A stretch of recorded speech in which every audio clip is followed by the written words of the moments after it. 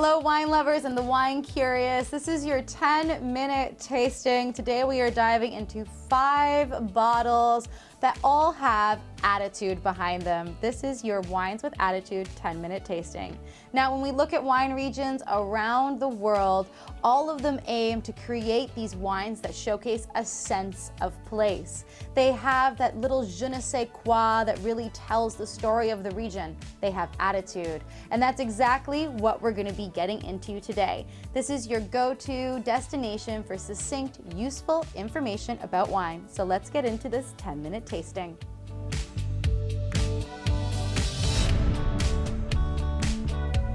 First up, we have the Quails Gate Stewart Family Reserve 2020 Chardonnay. Still family owned to this day, Quails Gate really has a legacy of quality and really delightful wines that showcase the Okanagan region. The Stewart's Family Reserve comes from their oldest vineyards, and it's their line that is really the benchmark for the winery overall.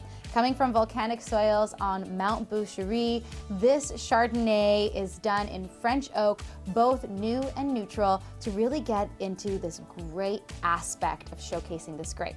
Let's get into the wine.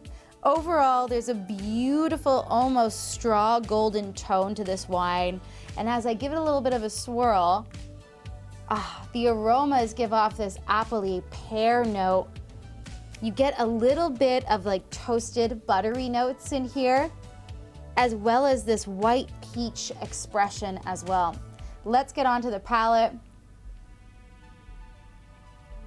On the palate, this is just such a beautiful and delightful wine. It has a very sunny expression to it. You get some nice, bold minerality and bold texture notes in there. But overall, we're looking at some leaner fruit notes and some nice spices too.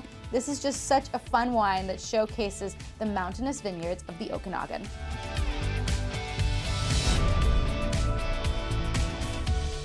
This is the Poderi del Nespoli, Prugneto, Romagna, DOC Sangiovese Superiore from the Emilia-Romagna region of Italy.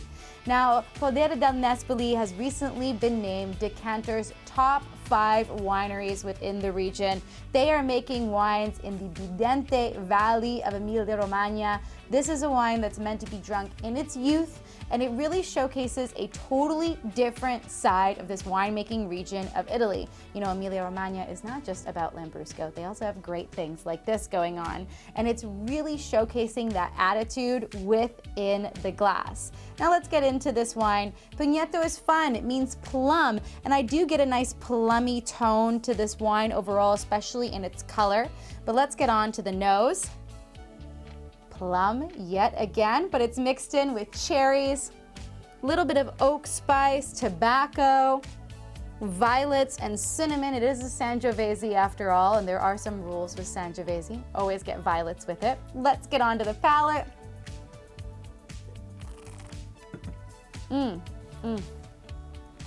This youthful expression really gives you this kind of enigmatic energy that comes off of this wine. There are tart cherry notes in here, a little bit of cranberry, but you get this nice earthy complexion to it right on the palate. It's not super tannic. It is quite fresh and fun with a delightful finish. This is the wine that you can pair with some nice starters, and it really showcases who it is in the glass.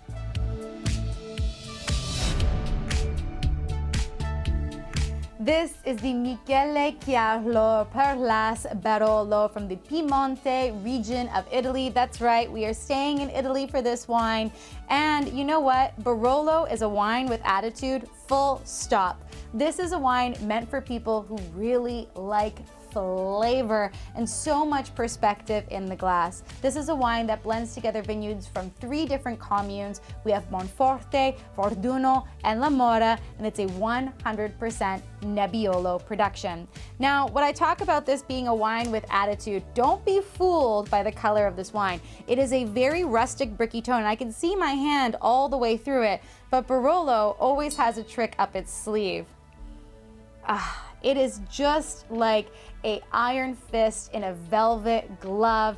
This is a wine that gives so much. There's aromas of balsamic, tar, and roses.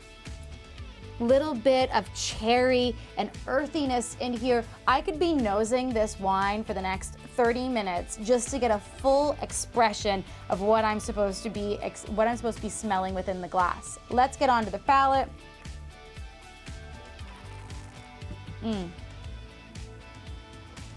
This is where Barolo hits.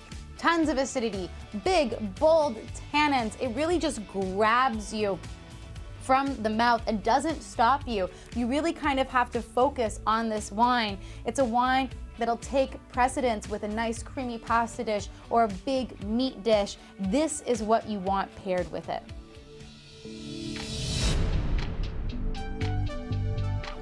This is the Orin Swift Abstract 2021 from California in the United States.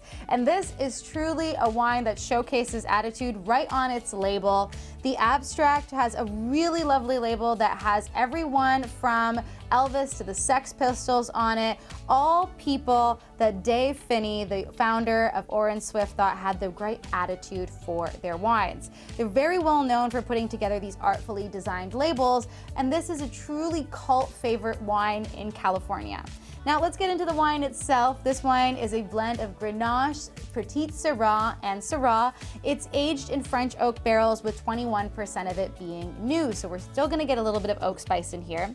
Let's get into this wine because it's quite a bold one. It's almost purple toned. I cannot see my hand through this, even with a flashlight, so we're in for a very bold production. In the aromas, there's some nice cherry, plum, little bit of cranberry and black currant in there. Red currant too, almost jammy and stewed fruit with a little bit of oak spice, white pepper, and a touch of like this kind of olive briny note too. Really giving a lot of what I would expect from California, but on a totally different perspective. Let's get on to the palate.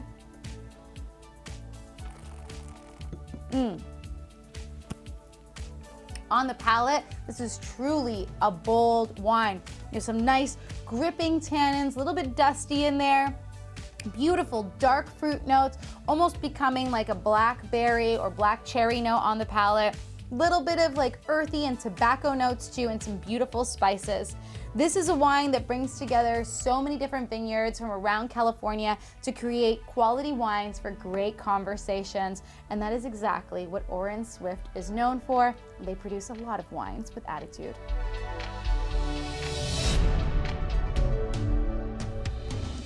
Our last wine for the day is the Walking Fool Red Blend from the Caymus Sassoon Winery. This is coming from the Sassoon Valley in California.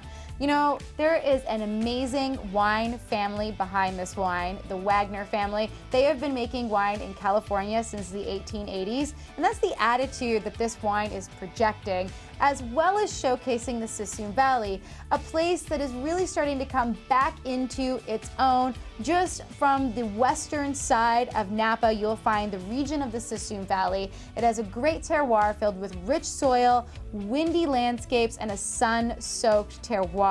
And it's an amazing place for making Zinfandel and Petit Syrah, which are the two grapes within this wine.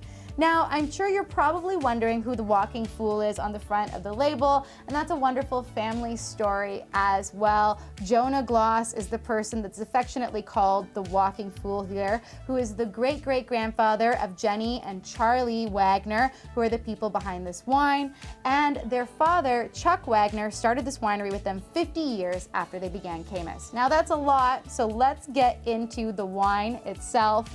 This is another big and bold wine. It's not as dark as the previous. It's a little bit more ruby toned overall. But in terms of the aromas, you get this really nice berry perspective, which is coming from the Zinfandel. Bright, almost jammy strawberries, black currants, and red currant berries.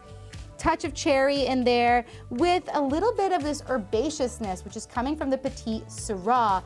Balsamic, olive, and herbal notes, which is really what's delivering from that grape. Now let's get on to the palate. On the palate is where the Petit Syrah really shines. You get this great dark earth quality to it. It tends to grab you and really place you in this sun-soaked region. I almost feel like I'm in the Sassoon Valley. There's some nice berry perspectives on here and a great finish overall. This is the wine that you can pair with a great time because while it is bold, it is leading a more elevated finish.